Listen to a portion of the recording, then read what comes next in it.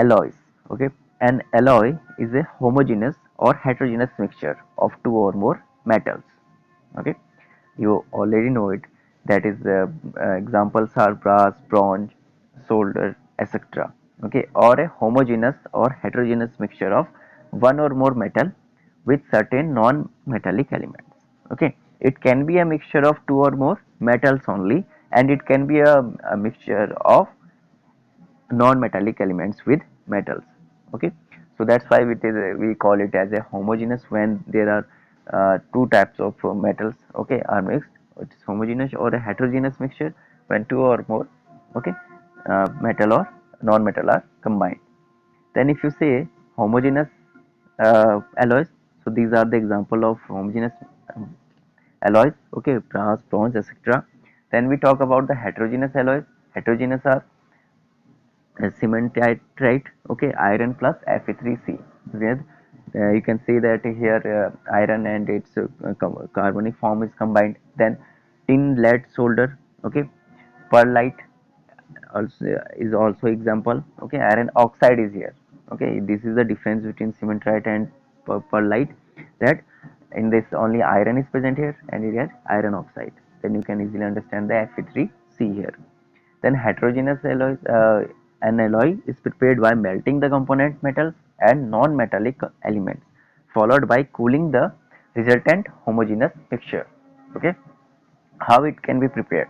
Okay, we first melt the component of metals and non-metallic elements, followed by cooling. Okay, the properties of an alloy are usually intermediate between those of the component metals. Okay, it represent, or it you can say that somehow in between their properties of metals and non-metals, or metals by which they made. The purpose of making an alloy is to be modified certain properties of a metal which improve its usefulness for a specific purpose. Okay, what is the purpose of making an alloy?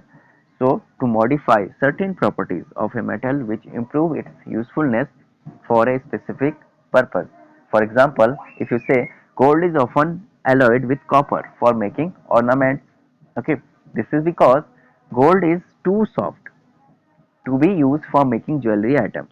Okay, along with copper, improve its hardness. Okay, silver also not used, and zinc also used nowadays. So you can understand that we cannot make a jewelry from a pure gold. Okay, it's called that 273 pure gold. Okay, it is also not pure form of gold.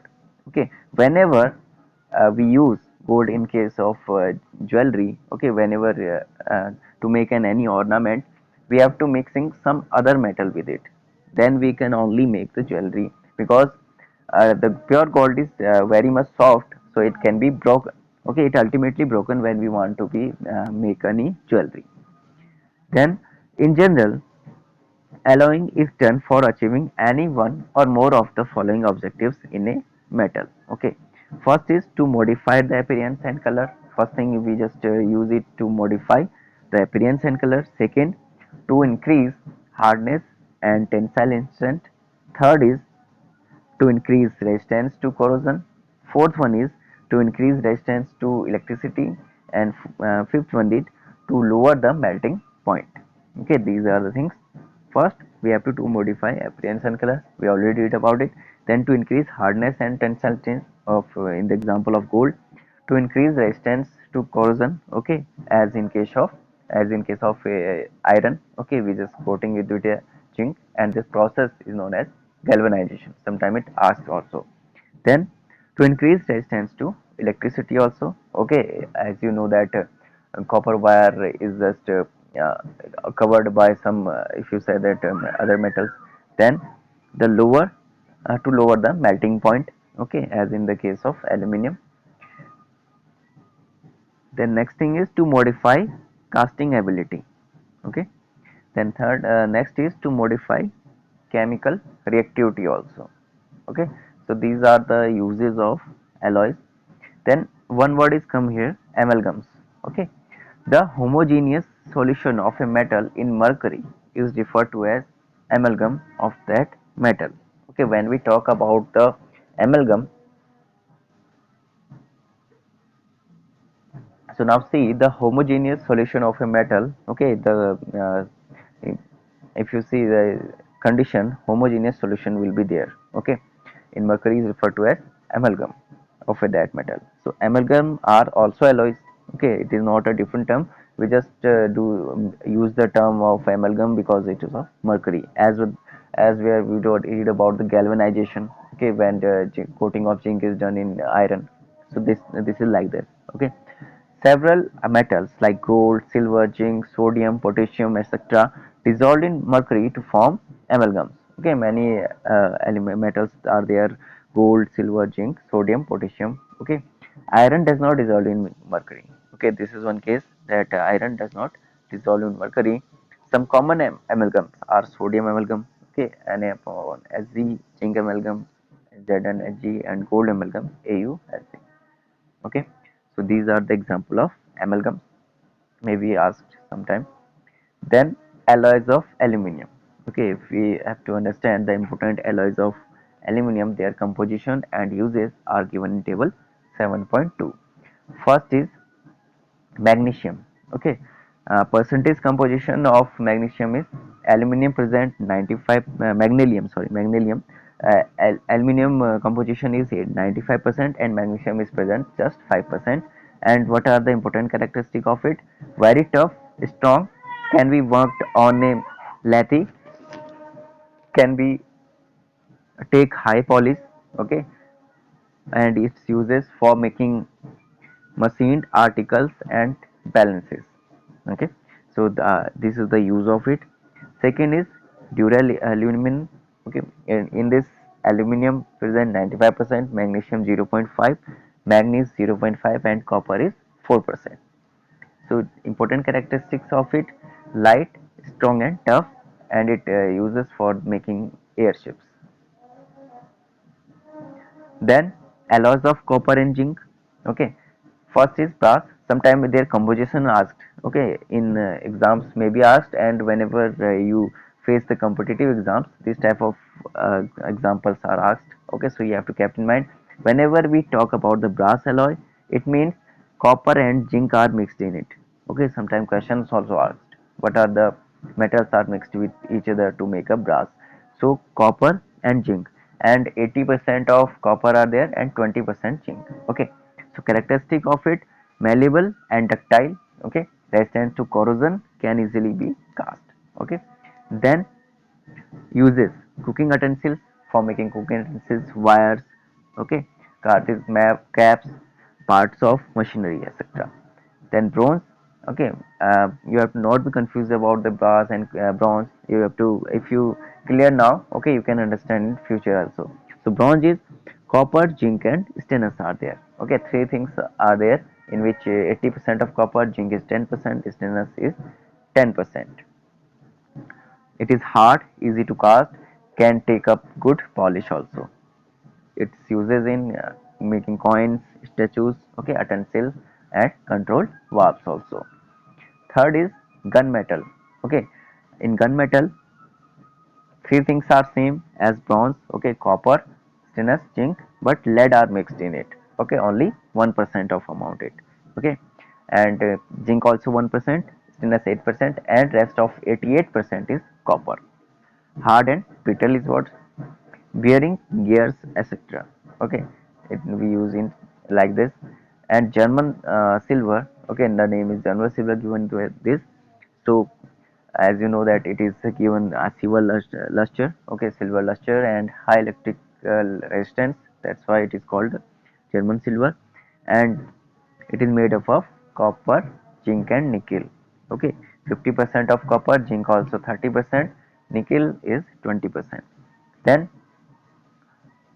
it is used in decorative articles. Okay, electric heaters, etc. Then if we talk about the alloys of iron, okay, the important alloys of alloys steels, okay, their composition and uses are listed below. Okay, mainly if we talk about the alloys of iron, these are called alloys steels. Okay, first is stainless steel. Nowadays it is often used. Okay, many if it is used in your home also. So iron is 73% in it, chromium is 18%, nickel is 8%, and carbon, okay, in some small amount. And it is a important characteristic of this resistance to corrosion, rusting. Okay, that's why in homes it is mainly used nowadays. Okay, instead of iron, it is take place of rather than aluminium. It is considered to be as good as from the aluminium.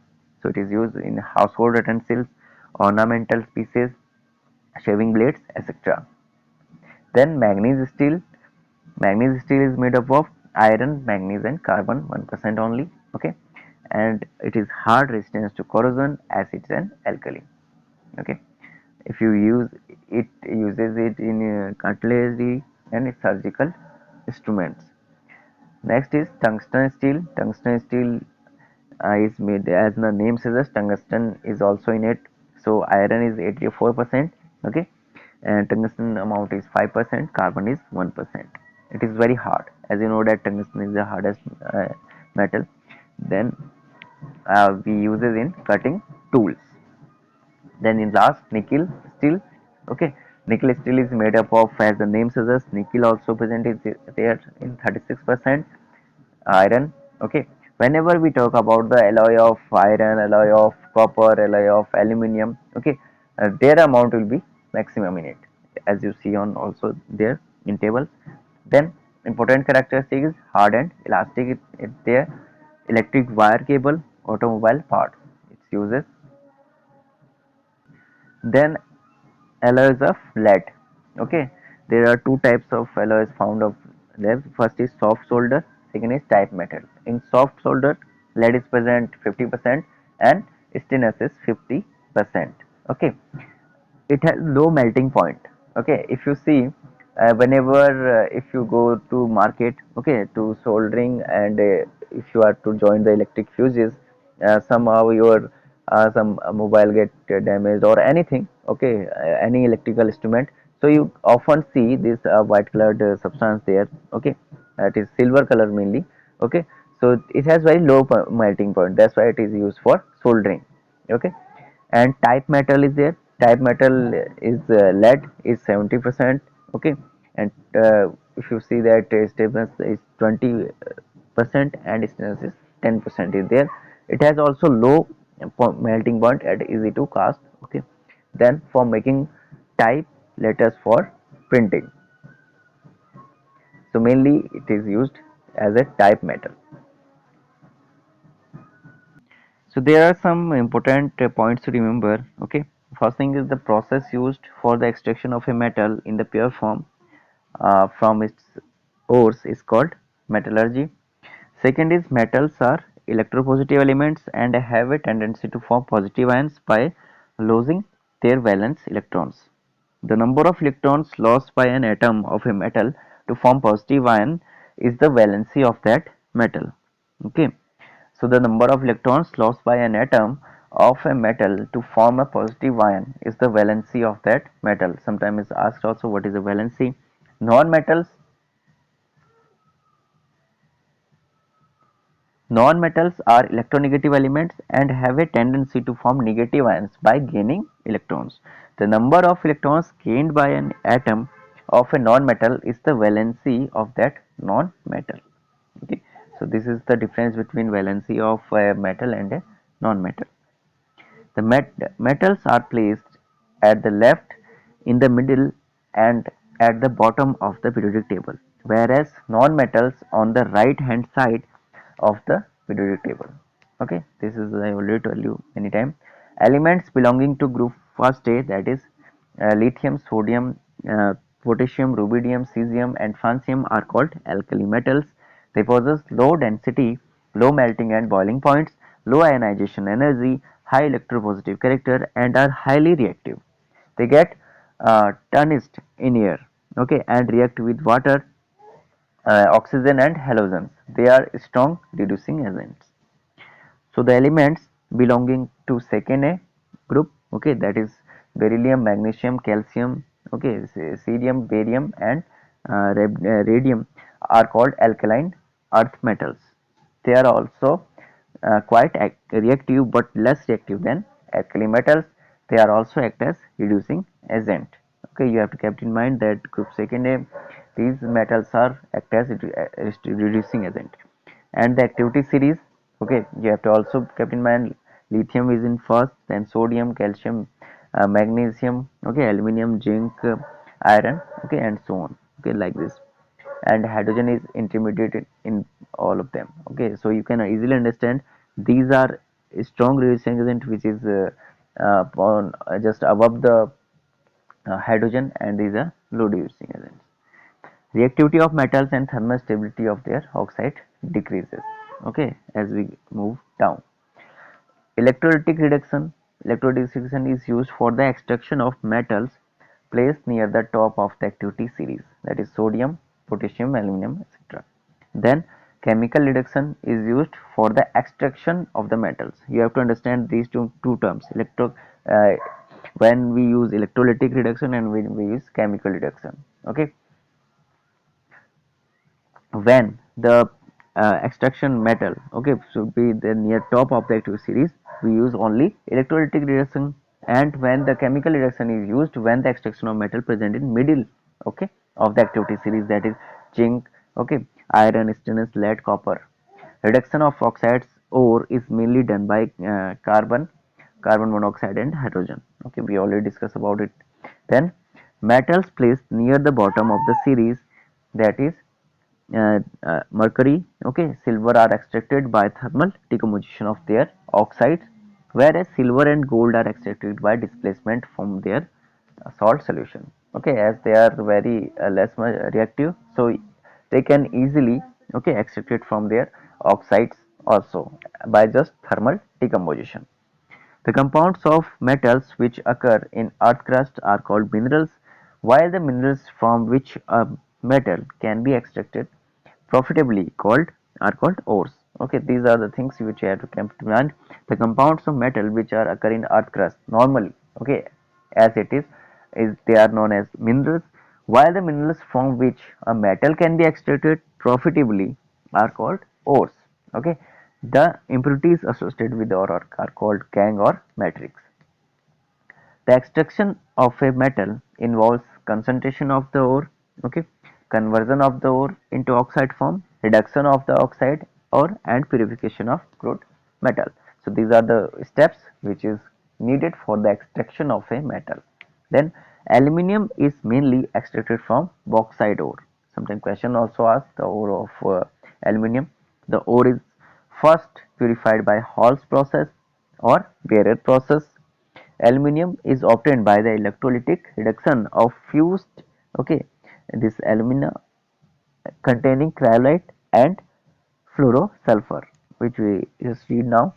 And the electrode reactions are as follows. So these are the electrode reactions in at cathode and anode also given here.